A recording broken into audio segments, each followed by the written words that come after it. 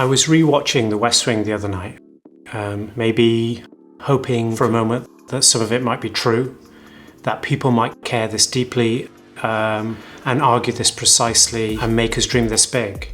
But then something caught my eye, something small, something I'd noticed before, maybe even thought about, but forgotten. Let me show you.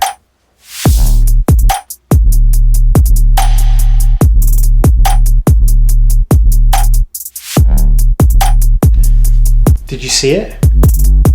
No? Let's go again.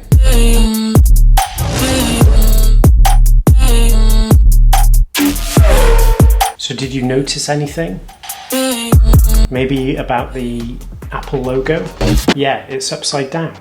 Not upside down for Rob Lowe, but upside down to everyone else watching them use it. And then Apple flipped it, literally. They changed the orientation of the logo. And in doing so, they revealed something deeper. They weren't building tools anymore. They were building symbols. This small design tweak may have marked the exact moment Apple realized just how powerful their brand really was. I mean, in the late 1990s, early 2000s, Apple was popular. I mean, it wasn't massive, multiplayer, huge popular. Not yet iconic in that sense, but it was loved by a certain group of people. Designers, students, rebels, early adopters. Their machines stood out because they were often bold, colourful and creative. I still have a Blueberry iMac in the attic, and I edited all my university videos on that very iMac.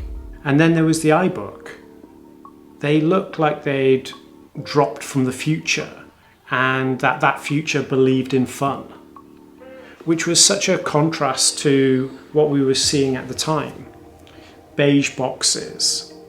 It's really funny, something that we often put in such a prominent space in a room or office or in your home looked so ugly.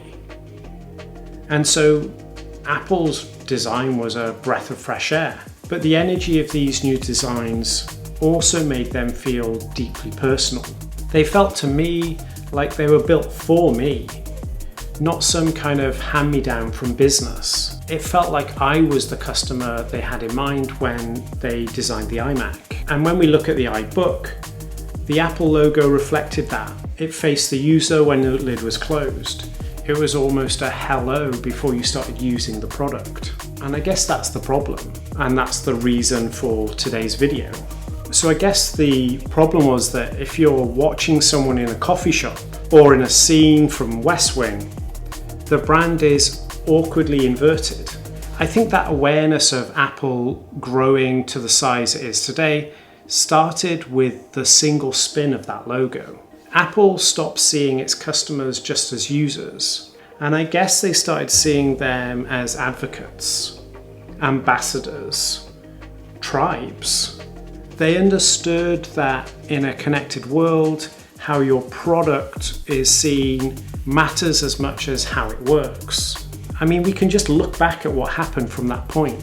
So in 2001, the titanium PowerBook G4 was launched, and Apple had quietly reorientated the logo.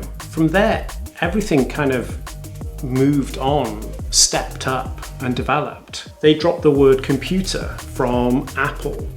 No longer Apple Computer Inc., just Apple Inc. A subtle shift that signaled something bold. They were no longer just a computer company. Then came the iPod. Suddenly Apple wasn't in your study, it was in your pocket. And it wasn't just functional, it was fashionable as well. And then in 2007, the moment that changed everything. Steve Jobs stood on stage and introduced not just 3 devices, but 1. An iPod, a phone, and an internet communicator. Are you getting it? These are the 3 separate devices. This is one device. The iPhone wasn't just a product, it was a pivot.